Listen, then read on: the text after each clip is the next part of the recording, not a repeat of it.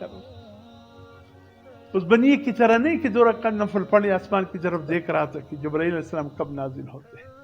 بس جو بھی عبادت کرو اللہ سے کہو یا اللہ اگر تیری بارگاہ میں قبول ہو گئے یہ بڑی مہربانی.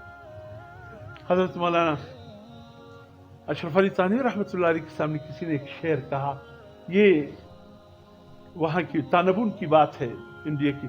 کہا اگر بخشے زہے قسمت نہ بخشے تو شکایت کیا، سرے تسلیم خم ہے جو مزاج یار میں آئے.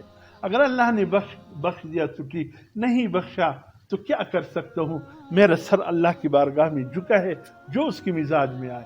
تانوی صاحب نے یہ سن کر فرمایا خبردار آئندہ یہ شعر کوئی نہ کہے، اس کو تبدیل کر دو.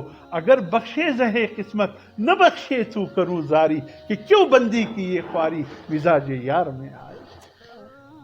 سبحان کیوں بندی کی یہ خواری مزاج یار میں اتنی کوشش کروں اور اللہ پر بوجھ بن جائے. نہیں نہیں نہیں نہیں نہیں، ہم نے عبادت کو اللہ پر بوجھ نہیں بنانا ہے، اللہ کی دربار میں ہم نے اس کو منظور کرانا ہے. تو یہ حضرت نے اس کو یوں تبدیل کر دیا. تو اس لیے میرے محترم دوستو پہلی بات شکر ہے، شکر ادا کرتے رہو. لیکن شکرتم اللہ کا وعدہ ہے شکر ادا کرو گے نعمت میں اضافہ ہوگا.